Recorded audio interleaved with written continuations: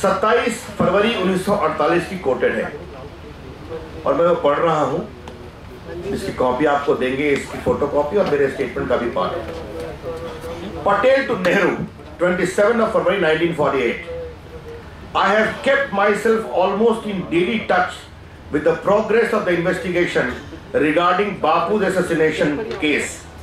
I devote a large part of my evening to discussing with Sanjeev, head of intelligence and IG of Police Delhi, the day's progress and giving instruction to him on any points that arise. All the accused have given long and detailed statements. It emerges clearly from these statements that RSS was not involved in it at all. It was a fanatical wing of the Hindu Mahasabha that had the conspiracy and saw it through. कि राजमोहन गांधी ने सरदार पटेल की नेहरू जी को चिट्ठी का जिक्र किया है 1948 में, जो रोज पूरे इन्वेस्टिगेशन को मॉनिटर करते थे। और बाद में जजमेंट आया, आपको मालूम है, अपील में कंफर्म हुआ और justice Kapoor commission, supreme court retired जज थे, 1969 में उन्होंने उसको अलग से भी कंफर्म किया। यानी 30 जनवरी 1948 को उनकी हत्या होती है दुर्भाग्यपूर्ण, और 1969 में भी जब कपूर कमीशन बनता है तब भी कोई फ्रेश एविडेंस नहीं है। बेबुनियाद इतिहास पर तो वो आरोप लगा रहे हैं। आज गुजरात में है, मोदी जी से सवाल पूछा है कि सरदार पटेल के बारे में कितना जानते हैं आप। अच्छा लगा ये सवाल आ रहा है।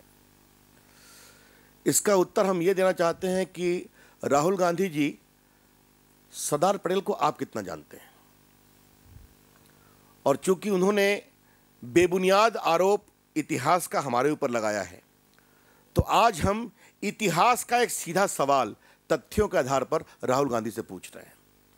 The BJP today is raising a fact of history in the shape of a question to Mr. Rahul Gandhi, and we will appreciate if he gives an honest answer. और मेरा सवाल ये है,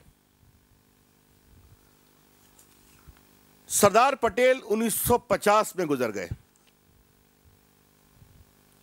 मौलाना आजाद 1959 में गुजर गए।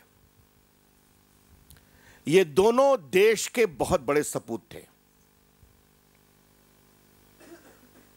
आजाद भारत में 17 साल जवाहरलाल नेहरू भारत के प्रधानमंत्री रहे,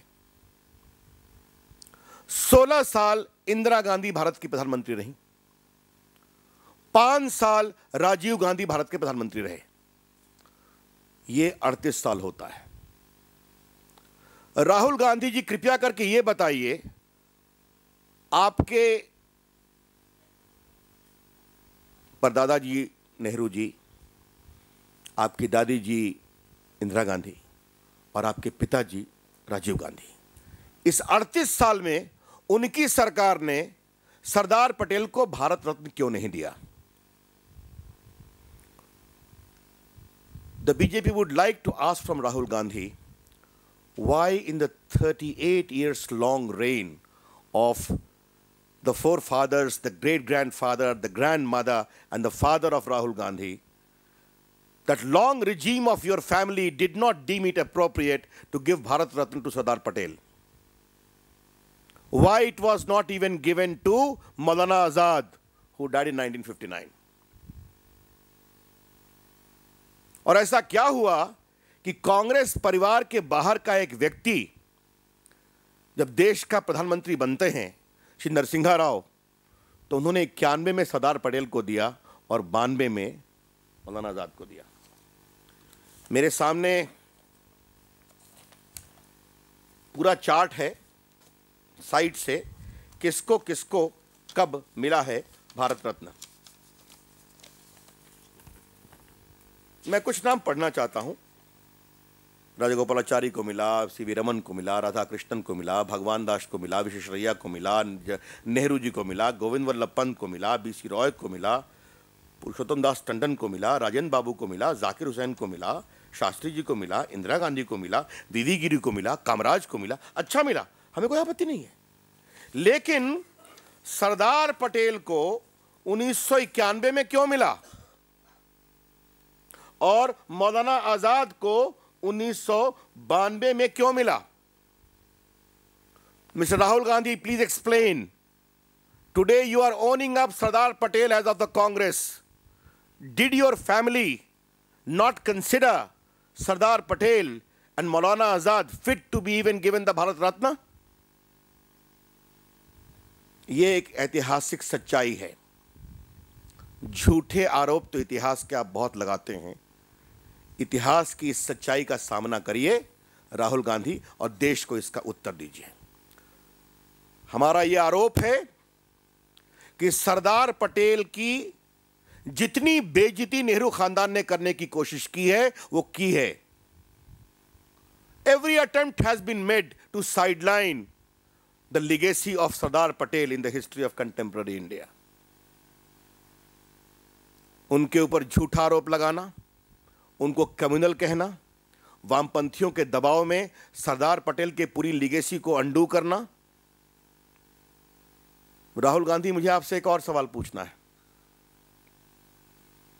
455 इस देश की रियासतें थी, लगभग 454 को सरदार पटेल ने हैंडल किया. कहीं कोई समस्या नहीं है. एक आपके परदादा जी नेहरू जी हैंडल किए कश्मीर, आज तक हम झेल रहे हैं. ये इतिहास की सच्चाइयां हैं. राहुल गांधी जी, इसका उत्तर दीजिए. देश आपका इससे उत्तर जानना चाहता है. और मैं कोई भी इतिहास के उत्तर राहुल गांधी से मांग रहा हूं तो जो उनके बड़े गुणी मंत्री बाएं दाएं बैठते हैं, जो उनकी बात में राग दरबारी गाने लगते हैं, ये सवाल उनके लिए भी है. कृपया करके बताइए, सरदार पटेल और मौलाना आज़ाद को आपने भारत रत्न के लायक क्यों नहीं उचित पाया?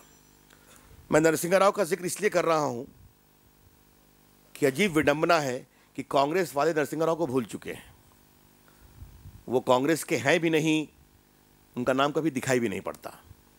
लेकिन जो इतिहास की सच्चाई है, मुझे लगा कि मैं आपके सामने रख दूं. मित्रों, हाँ, एक बात और कहनी थी. गांधी जी के एक दूसरे ग्रेट ग्रैंडसन ने भी आज सीख दी है श्रीमान राहुल गांधी को. कृपया करके गांधी जी के विषय को अपनी पॉलिटिक्स के लिए न उठाएं. उनका नाम है श्री कृष्ण गांधी. आपको मालूम है, ये सुमित्रा कुलकर्णी के लड़के हैं. सुमित्रा कुलकर्णी गांधी जी की ग्रैंड डॉटर रही हैं. ये IIM में प्रोफेसर रहे हैं. उन्होंने भी राहुल गांधी को चिट्ठी लिखी है. तो आज मैंने गांधी जी के 2 ग्रैंड सन्स की बात आपके सामने कही. The real grand sons, one the author, other the other grand son what they feel. शायद अगर जो पॉलिटिकल गांधी हैं, राहुल गांधी, थोड़ा होमवर्क करते तो ऐसी बातें नहीं करते.